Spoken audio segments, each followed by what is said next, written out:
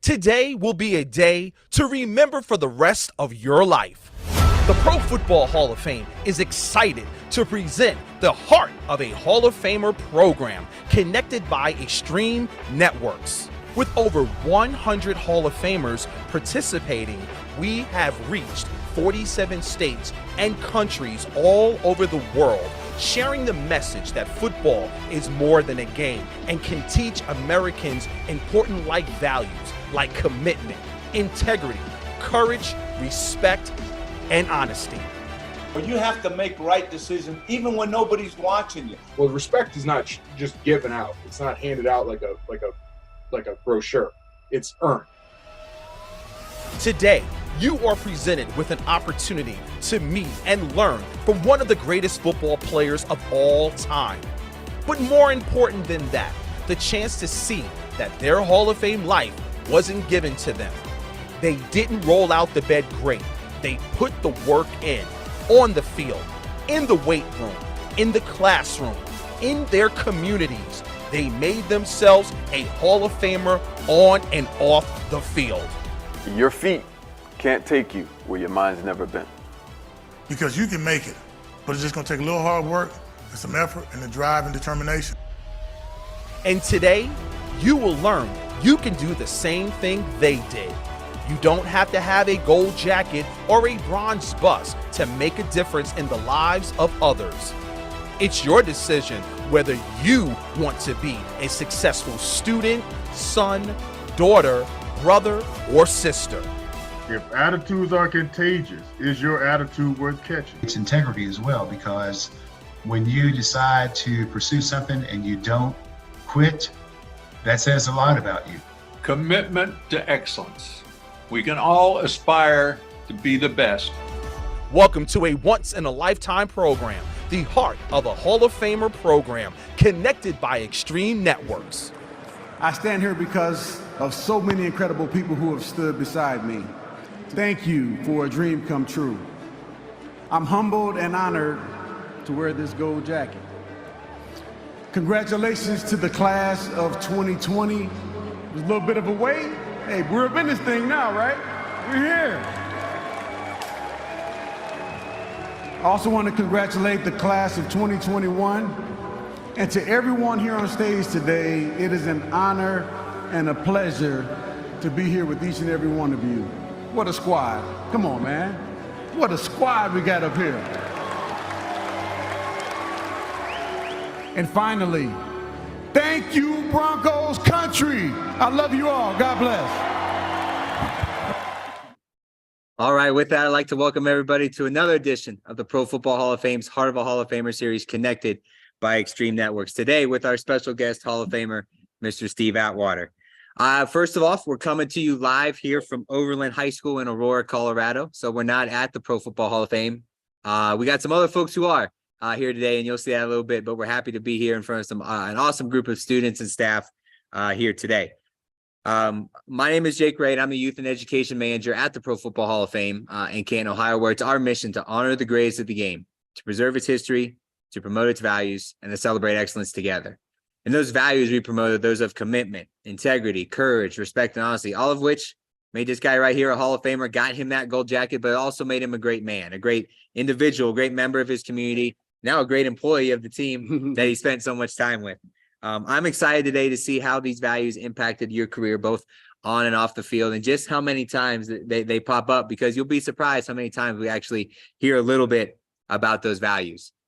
Got some thank yous I'd like to pass out before we get started. First and foremost, I'd like to thank our great partners at Extreme Networks for providing us, myself, the Hall of Fame, and every student tuned in today the opportunity to hear from one of the best Hall of Famers. We have so many great programs throughout the year, and they wouldn't be possible without the help from Extreme Networks. So thank you so much for that. Secondly, I'd like to thank all the staff, educators, teachers, administrators, anybody who allowed us to be a part of their school day today. So if you're watching us live on Zoom, thank you so much for tuning in today. If you're watching us live on YouTube, thank you as well. And a special shout out to all the students and staff here at Overland for allowing us to come into their school for the program today. And then lastly, have to thank the students. We always say, I got a whole bunch of questions in my hand right here, but nobody wants to hear me talk the entire time. That's why we have the students tune in today. It's your opportunity, your turn to get to ask questions to a Hall of Famer. I'm not sure how many times this opportunity presents itself to students across the country, but you have the unique opportunity to hear from one of the best to ever step on the football field. So don't be shy today. Make sure we get those questions in. No matter where you're watching us today, though, if you're watching us live here in Colorado or you're watching us online, if you're taking photos, videos, and we know you're going to, make sure you tag at Pro Football HOF and at Extreme Networks and use the hashtag HOF values in your post. Just might be reshared by our awesome social team there in Canton. Before we do get started, kind of how today's going to go, I got some questions I'm going to ask. We got some awesome questions from the students here. And then we're also going to be going through Zoom to all the classes that we have connected in. So classes that are connected in, when we throw it to you, please unmute your microphone. Have the student who's asked the question step up there to the camera of the mic, ask their question, and then Mr. Atwater will go ahead with his answer. So with that being said, let's truly welcome the best to ever step on the field, one of the Hall of Famer, Mr. Steve Atwater. Steve, welcome to the program. Thank you, Jake. And thank you to everyone here in person. Thank you to everyone out there on Zoom as well. It really is an honor and a pleasure to be here before you all today. I remember sitting in those seats, obviously not in those seats, but being in your seats in high school and leading up to high school and just wondering what I would do with my life. And I started playing football when I was 8 years old, and it was something that I just truly loved doing. And when I got to high school, my first year, I broke my collarbone and I wasn't able to play, and but I still made good friends. And then my sophomore year, I got a chance to play and got a chance to show the guys what I could do a little bit. And then from that point on, I had some pretty good success in high school. But the thing that stands out to me most is that my friends from high school are still some of my best friends to this day. And we built great relationships. We would stay after school, cut each other's hair, study, and we wanted to be leaders in our school. I went to fortunately a private school, and we couldn't afford it, but my dad, he worked extra hours to help pay for that. And I'm forever grateful for him for that, because if I hadn't gone to the school that I went to, I'm not sure if I would have made it. But I had a lot of love shown in my life, and I hope that you all are receiving that same love. And I'm here today to really try to inspire you guys to go for your dreams in whatever area that is. It's good to look good and all that good stuff, but it's not about being cool. It's not about wearing the best clothes. It's about being the best person that you can be. And because right now you're looking up to me, and someone's going to be looking up to you. Someone's always going to be looking up to you. Your younger brother, your younger sister, your little cousin, somebody's looking up to you. And how are you going to lead them? Are you going to lead them in the right direction? Are you going to teach them the right things, or are you going to teach them to be cool, or to be a thug, or to do a bunch of negative stuff? We try to make this society a better place, and the only way we can do it is with everyone's help. So I encourage you guys to, hey, be your best. I'm glad you guys came to this session, and that means a lot to me. And you guys, I know you want to make a difference, and I encourage you to listen up. Hopefully I can leave you with some lessons that'll help you in your lives, the way so many people did with me coming up. So, well, I think we're just going to end the program right there. No. Before we do get started, normally we start about the values, but special connection to the school here today. Can you talk a little bit about who you got to catch up with before we got started? Yeah, my good friend Steve Sewell. He's in the audience there. Steve came into the NFL a few years before me. I think we played 3 or 4 years together, Steve.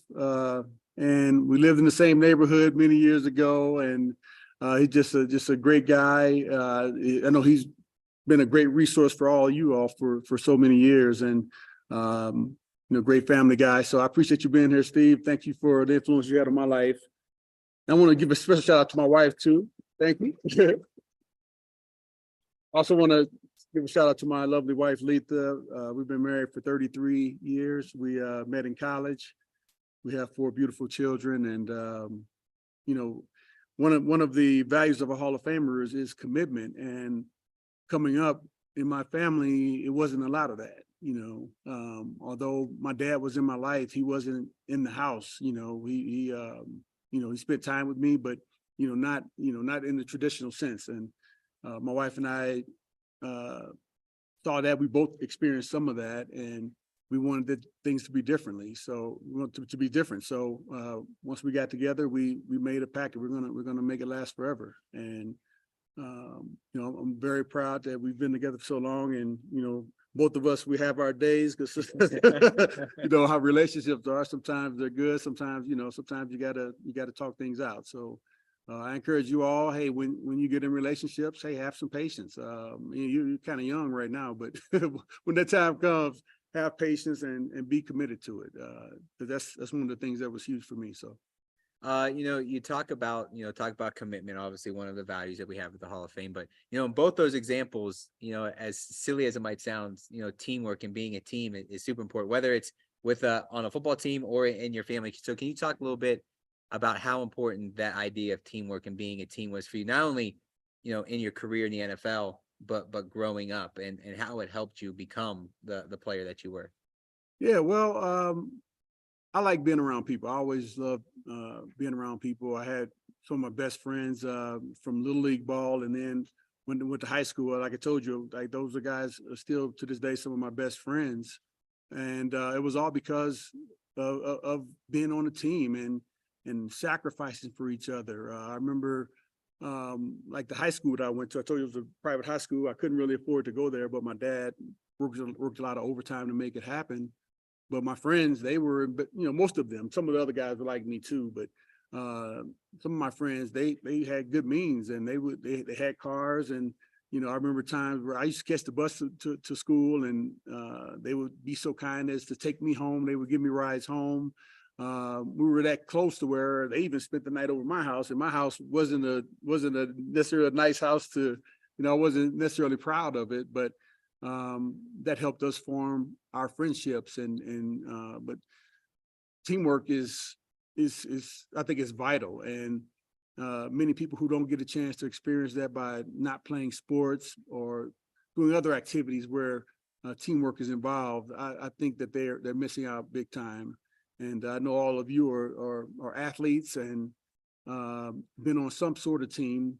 Even when you're playing golf, you got to play on a team sometimes. Yeah. You got to be on a team. So hey, kudos to you guys for the teamwork, and keep it up. Awesome. All right. With that, we're going to jump into our questions from our students, and we're going to start right here at Overland High School for our first question. So whoever's got a question, go ahead and raise your hand. All right, go ahead and stand up, state your name, grade you're in, and then go ahead with your question.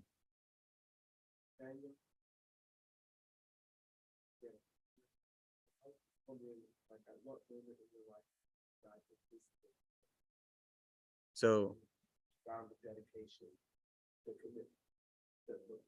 when was that? So everybody in the audience, everybody else can hear what the question was. When did you decide to commit? When did you know that this was going to be the path you wanted to go down? Yeah, well, thanks for the question, Nathaniel. Obviously, you can't decide as a 10th, 11th grader that hey, I'm going to make it to the NFL, because it's not just on you, right? It wasn't just in my. It wasn't just my decision. If I could have made that decision at that age, I would have. I think a lot of people would. Yeah, right. But I genuinely love playing football. I love working out. I love just running. I would go out and work out by myself many times. But I don't think it was until one of my buddies from college, he got drafted in the second round to the New York Giants, and I said to myself, I was like, wow, I think I can play on a similar level as him. And I got inspired. And my wife, she'll tell you, man, I was going out a little bit. I'll drink a little bit here and there. After that, I was like, I'm not drinking anything. I'm not going out Friday nights. I'm in my hotel. I have a hotel, my dorm room, studying and trying to take care of business, because that's the kind of focus I needed. And I was able to make it happen. And some people's journey isn't that drastic. You know, some people don't have to do all that. Some people can just make it because they have the skills, they have the discipline and everything. But for me, I felt like I needed to really get focused in on, you know, what I need to do in the classroom and, you know, get my body into the best shape of his life and my mind too. So. Just as important, you know, the whole idea of making sure not only your body's right, but your mind's right too. Because, you know, if you don't have one or the other, it's not going to play out how you want it to. Yes, and I did a lot of praying too. Always important. Yeah. All right, we're going to take some questions from our students who we got tuned in on Zoom now. So our first school we're going to go to is Jonesboro High School, Jonesboro, Arkansas. All right. For our first question, so our folks there at Jonesboro, go ahead, have your students step up to the microphone, state your name, grade you're in, and then go ahead with your question. My name is Terrence Brown. I'm in 11th grade. I attend Jonesboro High School. And my question is, what was the biggest obstacle you went through in your football, in your career during football? Biggest obstacle. Oh man, biggest obstacle. You know what? I can't really say I had any obstacles on my way from college to the NFL. You know, I had a few injuries, obviously, that's kind of big, but I always did a decent job of taking care of my academics. And I wasn't an honor student. I was a B student, a solid, 3.0 student. I think I could have done better, but with some of the other things that I wanted to do in terms of, all the working out and that, I don't know if I could have, I don't know if my body could have taken anymore. But I would say, just the injuries were probably the biggest thing, as a football player, were the injuries, just overcoming the injuries. And I learned in college and early on in my career that I had to do a little bit extra, especially for the position that I played. I played on the safety position on defense. And in order to play that position, you have to go up and make a lot of tackles. And my shoulder got hurt quite a bit when I was in college at the University of Arkansas, CD in Jonesboro, Arkansas. There we go. But once my weight training coach in Arkansas and then my weight training coach with the Broncos, they had me doing extra work on my shoulders to get my shoulders strong. So I would do all the normal lifts that everyone else did, but then I would have to do a little bit extra after practice. So twice a week I would do, 10 sets of 3 sets of 10 up, 3 sets of 10 to the sides and out back. I don't know if you need that much detail, but so for me, it was, I would say the injuries. Awesome. Thanks for that great question. All right, we're going to go to our second school here today. We're going to go to North Ridgeville Academy back in Ohio. So we're going back to a little closer to my home for our next question. So folks there at North Ridgeville, go ahead and step up to the mic, state your name, the grade, and then go ahead with your question. Hi, my name is Chase. I'm in 8th grade here at North Ridgeville. And my question is, after losing that Super Bowl your rookie year, what was it like knowing you had to take that leadership role at such a young age, and how did it get easier going forward in your career? Yeah, thanks, Chase. You had to ask that question. I'll tell you that, for those of you who don't know, my rookie year was the 1989 season. We went to the Super Bowl. It was a great year, and we played against the San Francisco 49ers, and they beat us 55-10. And, being in that game, playing in the game, it felt like they had our playbook, like they knew what we were going to do. Like, I know what defense they're in. We're going to throw it here in the weak spot. But overcoming that, it was quite difficult for me just because I'd never gotten beat like that before. And I think that in sports, many times, the leadership is expected to come from the players on the team who play well. Because unfortunately, sometimes when players aren't playing well, sometimes guys don't listen. It's just the way it is in football. I don't know if it's like that in other sports or not.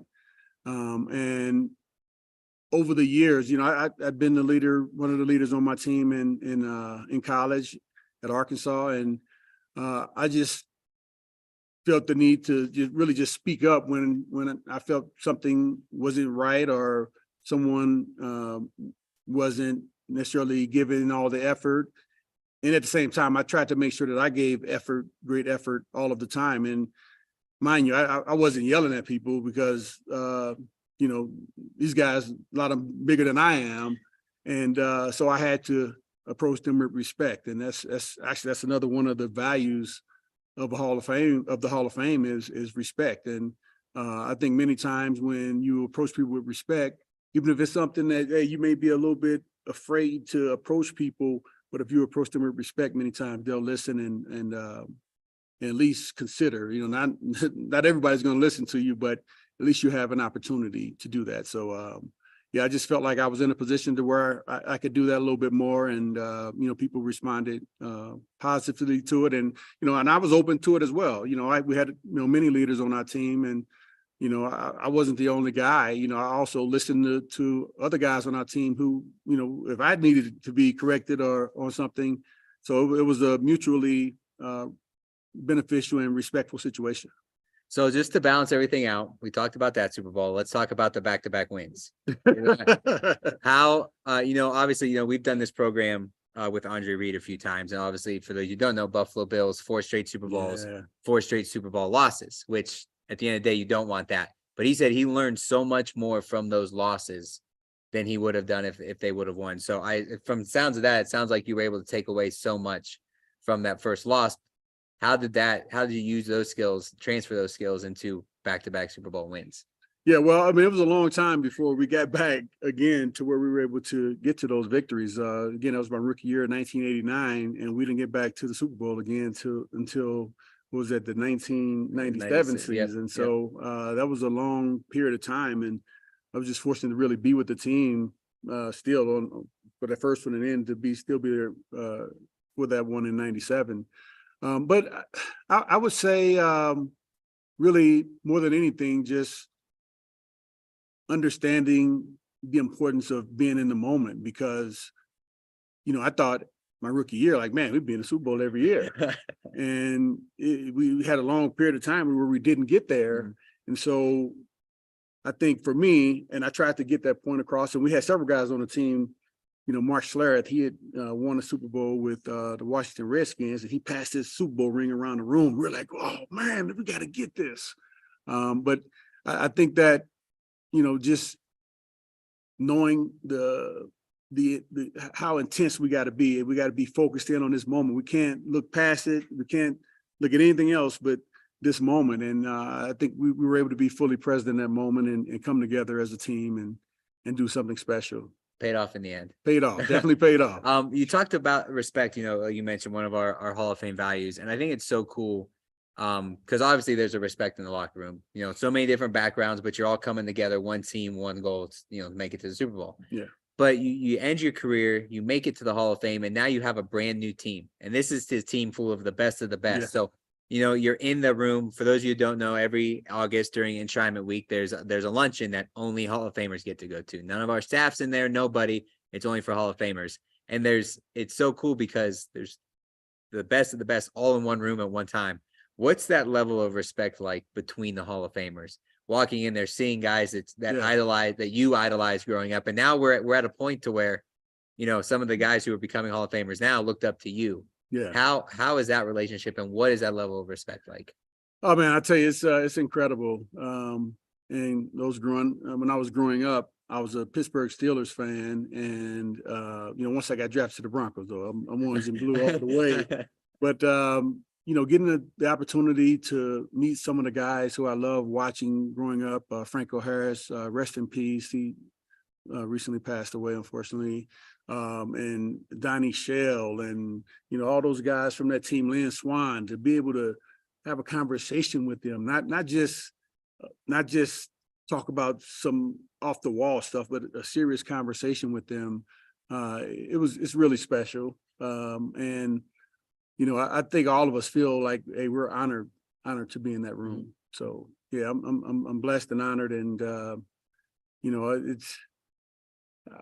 don't want to overstate how joyous it is because everybody not available to get in that room, but it's a blessing. It really is. Awesome. Well, we got some questions also coming in here from our folks and their classes watching on our YouTube live stream. So for those watching, thank you so much. Submit your questions. This is from Stephanie from Northern Parkway School. Which award honor that you won is your favorite and why? Oh man, that's a great question there. Well, I got to be honest. My favorite one is my first Super Bowl ring, just because we worked so hard for it, and so much grit and effort went into it. And don't get me wrong, this ring here and jacket, all this is extremely important too. But that first Super Bowl ring, and when we think back to that year and the adversity that we went throughout the season, I had dislocated my shoulder that year, and so I had to go through a lot just mentally to stay strong and stay there with my team. And so I would definitely say the Super Bowl ring. So besides the Super Bowl ring, besides the Hall of Fame jacket, the Hall of Fame ring, the bust, what do you consider your greatest accomplishment? So outside of all those awards, what do you consider your greatest accomplishment? My family, my beautiful wife. Again, we've been married 33 years, and our 4 beautiful children. I would consider by far my biggest accomplishment, and even that is inspiring to many people, because especially in the Black community, you don't see a ton of families just that stick it out, and we've been able to do it, and we all have we still had a mutual respect. We have a lot of these values within our family: the love, the mutual respect, the courage, the honesty, the whole 9 yards. So yeah, most definitely my family. All right. So we mentioned at the beginning what we are about at the Pro Football Hall of Fame, where it's our mission. 2 parts of our mission is to honor the greatest of the game. So at our core, we're a museum. We were going to honor the greatest of the game to have ever stepped on the football field. And we also are going to preserve the history, because like I said, we are a museum. So we thought, what better way to showcase that than actually go live to the Pro Football Hall of Fame. So we've got the Director of Youth and Education, Jerry Shockey, in probably the most famous room in the Pro Football Hall of Fame, in front of something that probably looks very familiar to you. So Jerry, whenever you're ready, take it away. Jake, thank you very much. And actually, we are jam-packed right now. There's people all around here. So it's a great day here at the Pro Football Hall of Fame. Again, my name is Jerry Shockey. I'm the Director of Youth and Education here at the Pro Football Hall of Fame. And thank you to all the students that are tuning in here for the Heart of the Hall of Famer series, connected by Extreme Networks. Thank you, Mr. Atwater, for connecting and being there in Colorado and connecting with students all across the country to share your story and your testimony and giving your advice to all these young people. And so I want to let these young people know exactly, what kind of an honor it is to be in the Hall of Fame. So think about this just for a second. For all the students that are tuning in across the country, think about this just for a second.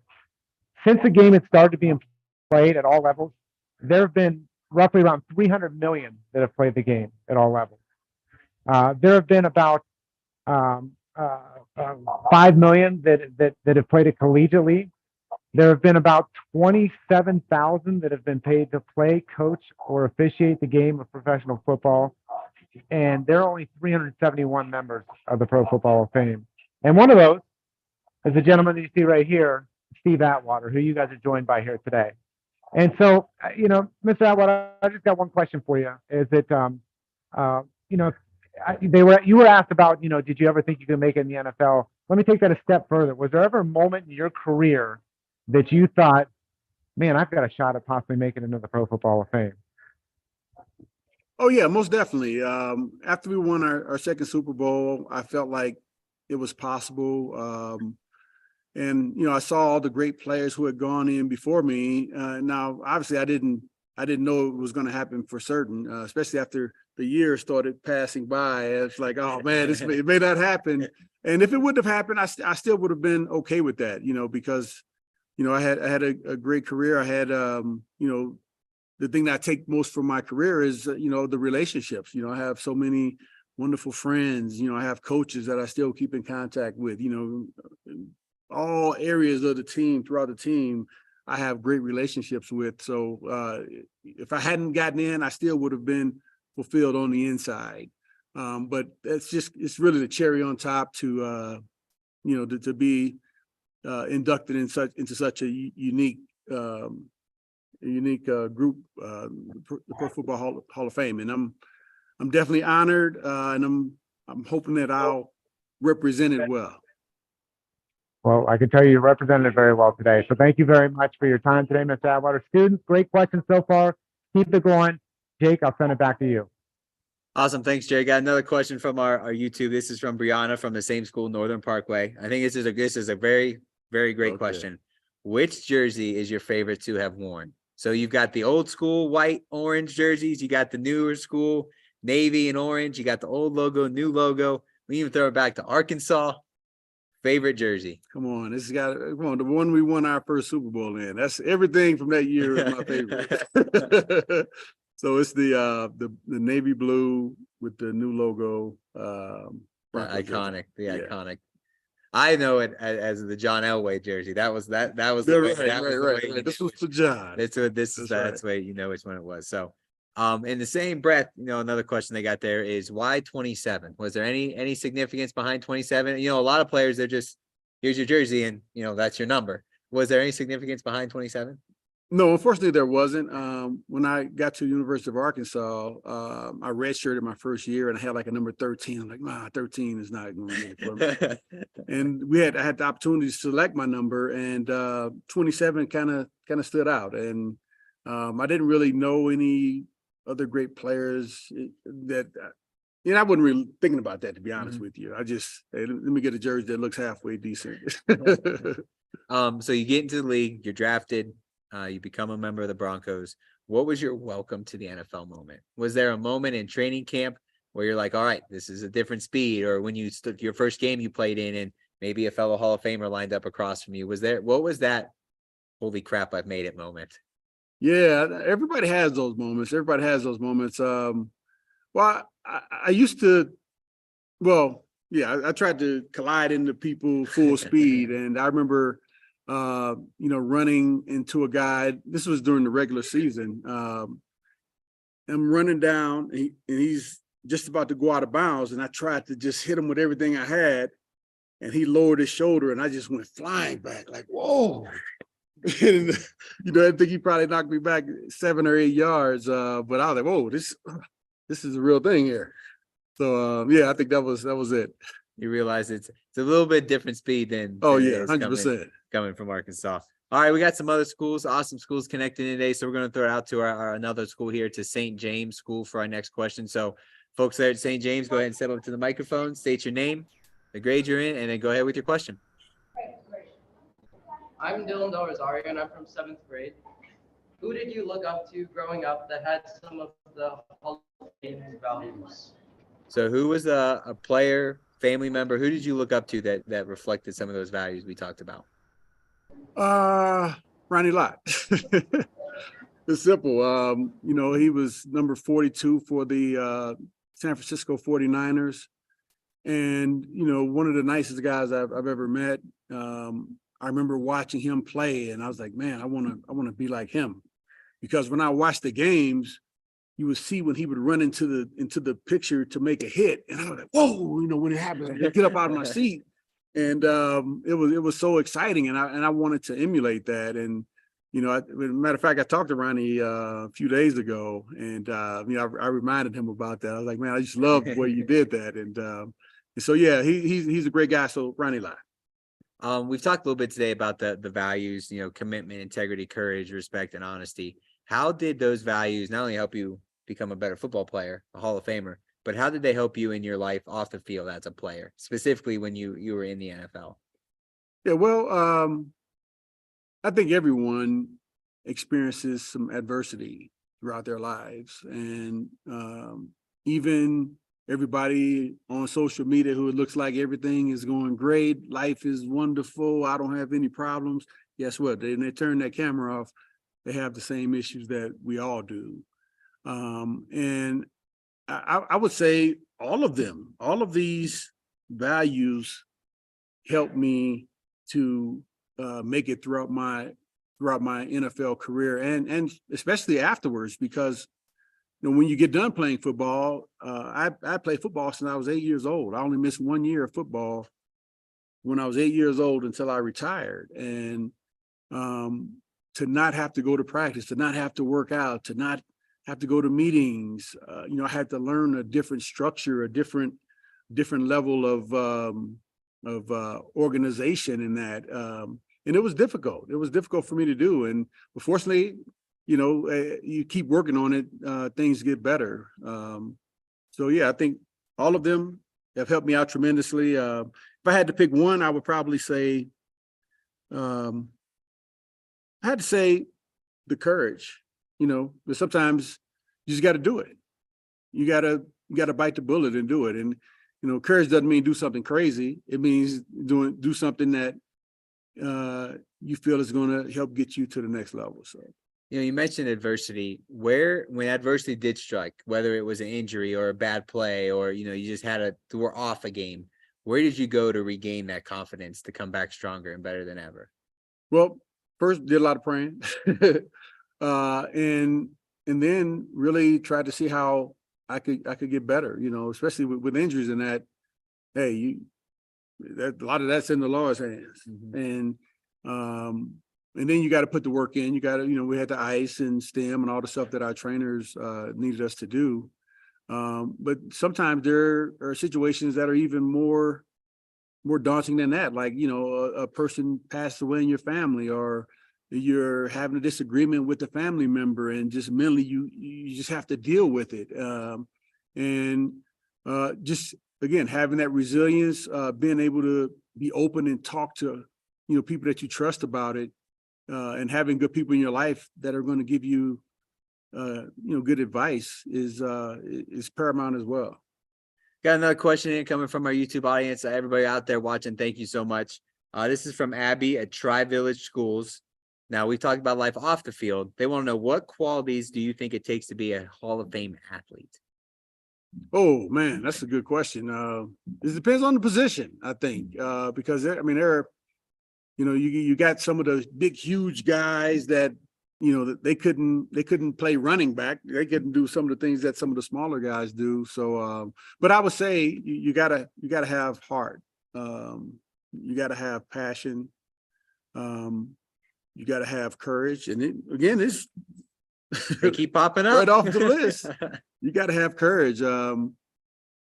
And we have players on our team now, the Denver Broncos team now, who, man, they may not be big. If you see them in person, they may not look big. They may not even look like they're football players, but they have so much courage to be able to go out in that field and put really their lives on the line by running the ball, tackling guys, that whole 9 yards. So those would be the ones I would say need the most. We talked obviously a little bit about, your career in the Denver organization, but, you started at Arkansas, came to Arkansas as a quarterback. What was it like having to give that up to play defense? Obviously it worked out in the end, but what was that transition like for you? Okay, so I played quarterback in high school. I wasn't a great quarterback. When I go back and look at my stats, I'm like, man, I only had like 800 yards passing, and I probably had more running yards than passing. But the thing was, when I threw interceptions, I would go make the tackle. And I think that the coaches saw that, hey, this guy can't throw, but he can tackle. And I think they may have had in the back of their minds that they're going to move me to safety all along. And I was in training camp, in camp for college, my third day, and my coach called me in the office, and he gave me the news that he wanted to move me to safety, and I went willingly. I didn't fight it, because I was kind of having a tough time, because I don't think I was a natural quarterback anyway. What's it like to still hold the interception record at Arkansas, especially after so much talent coming through especially in the SEC even too? Yeah, no, it's crazy that it's been there that long, and I'm sure it'll be broken soon. It's been there too long. It's from 88 or so. Yeah, they got to break that record. You mentioned there a little bit about the players today, and obviously you're still in the area, which is cool, because there's a few, or more than a few, players who have played with the Broncos organization that are still in the area today. Do you do any mentoring with any of the team today, especially players? How great Justin Simmons is for the team. You've had a pretty decent career, a Hall of Fame career. Do you get to talk to the players at all, about on the field stuff? Yeah, I do. I get a chance to see guys. I just saw a couple of the guys just earlier this week. I saw Tim Patrick and Also Javonte Williams, two of our star players, coming off injuries, and just trying to inspire them. Hey man, just make sure you get back to 100%, and it's going to be great. They're great young players. But yeah, I do have the opportunity from time to time, to talk to them about stuff other than football stuff. But most of the time it's other than football, just because I don't want to send the wrong message. If I'm saying something that is adverse from what their coaches are teaching them, that I would be hurting them a little bit. So So can you tell everybody a little bit about what your role currently is? Because you're employed by the Broncos organization. What's your role like? What's some of the things you do on a day-to-day basis? Okay, so I work for the Denver Broncos, and my title is manager of fan development. But with that, we do quite a few different things. Like yesterday, we had a Broncos DEI, which is diversity, equity, and inclusion career huddle, which was at the facility. I gave a brief keynote speech in the beginning, and then just hung out throughout the day, talking to some of the individuals that were there participating, just learning more about them. So I would say more than anything, just inspiring people. I would say that would be my role more than anything, inspiring people. I do some shows on television and on YouTube and that. But if I had to define my role as one thing, it would be inspiring. Was it always the goal to kind of work in and around the game after you retired? Because everybody has that moment where they're like, it's time to call it a career. Was working in football always a goal? Was it, you just wanted to take some time off and things kind of worked out the way it did? What was the goal after your football career was over? I never thought that I would be working in sports after I got done playing. It was really the furthest thing from my mind. And I remember, because after we finished playing, we lived in Atlanta for about 12 years. And then I lived in outside of Maryland for about 5 years. And I would come back to a game every year or so. And so, no, it wasn't on my mind, but the former CCO, Mac Friedman, the guy who was a wonderful gentleman who I got a chance to meet and got a chance to know. After interacting with him for a couple of years, he offered me a position in the organization, and I was like, yeah, we're moving back to Denver. It would be perfect. So I've been with the team since 2017, and yeah, things are going well. Very cool. Yeah. All right, we got some time for some more questions from our students here at Overland. Go ahead, stand up, state your name, your grade, and then go ahead with your question. Senior here at Overland, and I just wanted to know, how much do you think your content character off the field affects the play when you're on the field? Great question. Well, that's a great question. Thanks for that question, Dodge. I think it affects it totally, because I think people can be one person in real life and then be someone else I lived that. I was like that because I'm the nicest guy you ever want to meet, except for on the football field. There's a whole different story there. But I think that me being a good person also helped me with my work ethic and also the attitude of listening when other people are talking, and when someone's trying to share something with you or with me. It was like, hey, I'm going to listen. I'm not going to act like I know it all already, because I don't. I mean, I'm still learning to this day. And, I see many people who think that they know everything, and man, they don't have a clue. And many times when people come across those type of people, they think, okay, well, we're going to see if you can figure it out. Did I answer your question, or did I go off? I think it was good. I think it was great. That's an awesome question.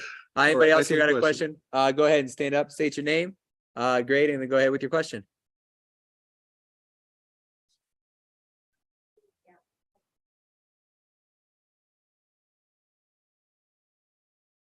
What got you through those hard times, those moments of doubt? Okay, thank you for the question, Lavana. Really, I can't say that.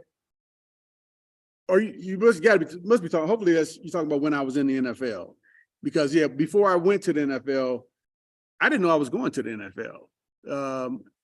Like I say, I got inspired my second year in college by one of my teammates by him being able to go, and I felt like I could do it, but it never was anything that was etched in stone. But yeah, when I'm having a bad day or having some doubts, I just start putting the work in. That's where the preparation part is. You got to just keep on. If you don't have something down pat, you're just gonna work on it. We're going to work on it. And I can say that, like, when I was in high school, my freshman year, I tried out for the basketball team, and I barely made it because I was terrible in basketball. And then during the off season, during the summertime, I didn't have a basketball goal, but outside my house, there was an alley and it had a pole, and we had a little basket that we put on the pole. And I'd stay out there and shoot, practice little moves. I end up becoming a high school All-American in basketball. But because I liked it, and I just put the work in, and then, nobody was there with me. I was just shooting. I enjoyed it, and many times, especially if it's something that you enjoy doing, you don't mind putting the work in. But if it's something that you really don't like, then it's going to be hard to put the work in. At the end of your career, you said, after retiring, that you would always bleed blue and orange, talking about your career with the Broncos. How important was you to spend so much time here, and what did you take away from your time with the organization? Well, one, obviously winning is important, but aside from winning, the organization, they care tremendously about the people. They cared about us as human beings, not just as the football player, and that, I think, helped us to play better, knowing that they cared about us. Also, the community, they've embraced the Broncos forever. Sometimes when we're not playing bad, people will say stuff, but I think people, you guys have the right to do that, because, if you got the right to cheer for me, you got the right to, hey, if I'm not playing so good, hey man, boo. That's my personal opinion. My wife, she argues with me on that. She's like, they shouldn't boo. Before we wrap up here, a couple more questions. You got another one coming here. And I think I know the answer to this from what we talked about earlier today, but if you could, this is from Sophia at Northern Parkway. If you could replay one game for your career, which game would it be? If I could replay one game? So do we want to go back and win the Super Bowl in '89? Do you want to just go back to the ones you won, knowing you're going to win them, and replay? What's that one game you want? I would go back to the one we lost. I don't want to do that again. I would go back. I would go back to every game where I dropped an interception and I would catch it. Because I dropped a lot of picks during those days, but that's another story. So, we talked so much about your time there in Denver. You end your career, travel a lot, end up back here in Denver, always say you bleed blue and orange. But then that time comes to think about the Hall of Fame. And you mentioned, you waited a decent while before you got that call, that knock. Mm-hmm. What was that moment like for you when you finally found out that I'm going to be a Hall of Famer? Yeah, it was kind of unreal, because I'd kind of been a finalist before and going through the whole process of getting a call. And then we had some fake calls where, when you're selected to the Hall of Fame, you get a knock at your door. And if you don't get accepted, then they'll call you on the phone and say, hey, sorry, you didn't make it this year. Well, one year, somebody knocked on my door. But mind you, the guy that knocks on the door, he was a huge guy back then, David Baker. He was the former president. Yep.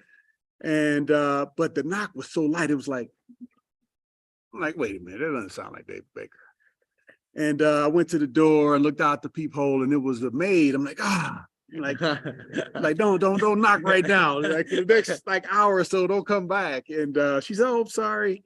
And then the year that I did get inducted, Mike Kliss, he's one of the Broncos insiders here. We're waiting in the room, my wife and my son and Mac Freeman, my good friend. I get a phone call, and my phone at the time had a cover on it. And so I just looked over to everybody like, man, I guess we're not going to make it again. We're out of it. And then I opened my phone up and I see it's Mike Kliss. He's calling. And I'm like, man, what's he doing calling me right now? This is not the right time. And then later on, I end up getting the knock by David Baker. So that was super cool. Obviously, we've done the Hall of Fame has done the knock at the hotel, and recently, it's done at the guy's house. There's this big plan that's done behind the scenes to surprise the Hall of Famers.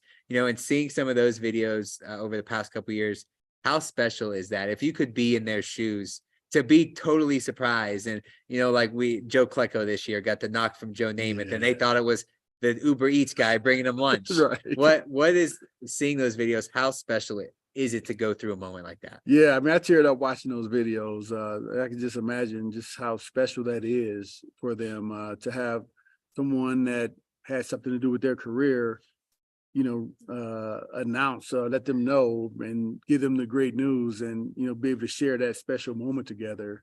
So I love it. Hopefully it continues to go that way, because it's really entertaining too. Yeah, for sure. So you go through this whole process, you get to be a Hall of Famer, and then this thing called COVID happens. Class of 2020, the class of 2020 enshrinement gets postponed, and you have to wait a whole nother calendar year to give that speech we saw earlier today. What was that like, knowing that there's all these things going on in the world? We're trying to be safe. It might happen, it might not. It does get postponed, but then you do get your moment on stage during the year 2021 to celebrate your enshrinement. What was that like? Yeah, I mean, it comes back to resilience. I mean, and we're going to get inducted. It's not like they say, all right, well, you're not getting inducted. So it's just a matter of waiting. And for me, I had no problem waiting. And I thought it was kind of cool where we ended up going in the two classes, the class of 20 and the class of 2021 at the same time. So yeah, it didn't bother me. Didn't bother me at all. And especially with everything that was going on, I don't know if I would have felt comfortable, being around that many people at that time, the way it was. How cool was it to be a part of, the largest class ever to be inducted into the Hall of Fame in 2020, and then to be kind of that, you almost felt like you were part of the class of 2021 too. What was it like to be there all weekend? Yeah, it was super cool, and I got a chance to experience what it was like as a new inductee and being a veteran on that all in 2 on days. Sunday in 2 days. Yeah, and when I was getting ready, so the day I got inducted was on the Saturday, and I was in the zone, right? Because I had to, we had to give our big speech, and that was like the most anxiety causing aspect of the whole weekend. And so once I got done giving the speech, I got a chance to relax. And the next day, I got a chance to really hone in and listen to the Hall of Fame speeches by the other guys, man. And it was super emotional for me. I was up there like, oh, I don't want to hear it, but I got tears in my eyes here. So I think a cool dynamic is obviously, being an NFL star, an NFL legend, you have the opportunity to walk into the Hall of Fame and get to look around if you get that chance. So I always think it's cool what was it like to, maybe come to the Hall of Fame as NFL legend Steve Atwater, and then that first time you walked in as Hall of Famer Steve Atwater? Is there any difference, or what's that moment like when the door opens and you're like, this is kind of like my second home now? Yeah, it is a little bit different. Because I've been there several times prior when other guys went into the Hall of Fame, when John Elway went into the Hall of Fame, Shannon Sharp. And so I'd kind of been through everything, but it still felt like I was kind of an outsider. And, to be inducted and have a bust in that room and all the other paraphernalia in there, the jersey and all that, it's special. So for those of you, we talked a little bit about Enshrinement Week. What is your favorite part about coming back every August to be a part of? Because there's over 100 Hall of Famers usually that come back every year. What's it like to be a part of that? And, and like you said, take in the newest class that's being inducted, see old friends, old teammates throughout the entire week. Yeah, well, definitely welcoming in all of the new class, new guys in the new classes, but also getting an opportunity to interact with some of the greatest guys to ever play the game. And, I always make it a point each year I go back, I spend time talking with different guys, getting a chance to know them differently. And That's been really cool. Just hearing the different stories, and the guys always have some advice, and I love it. You mentioned growing up a Steelers fan, and some of the guys that played there. Was there somebody else that was already inducted to the Hall of Fame once you got there as a class of 2020 that you made it a point to go, all right, I have to go talk to this person and tell them how I feel about them? Or was there a conversation with a guy that you remember that sticks out to where like, whoa, man, that was kind of cool? Yeah, well, it was mostly the Steelers guys, and I had that conversation with them, and I told him, I was like, hey, man, you guys are my team, and we got a picture together on stage, and that was probably kind of my fan out moment.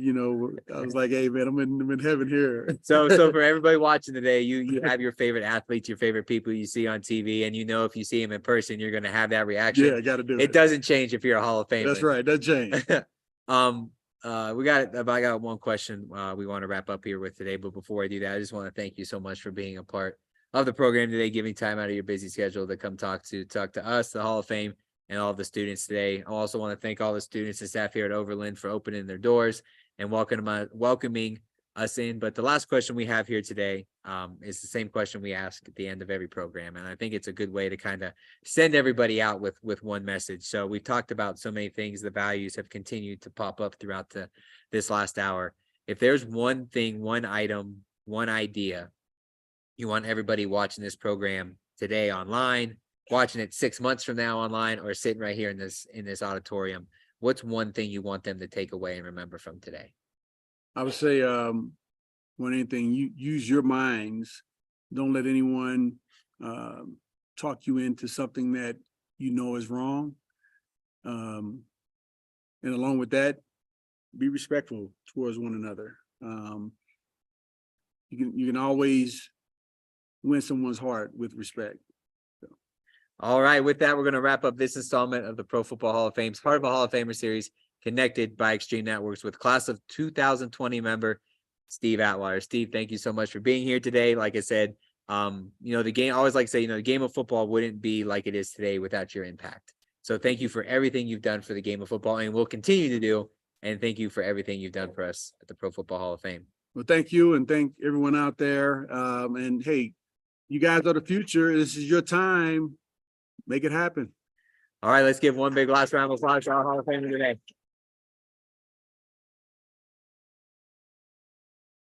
Thank you, everybody who tuned in. Thank you, our student staffs here at Overland.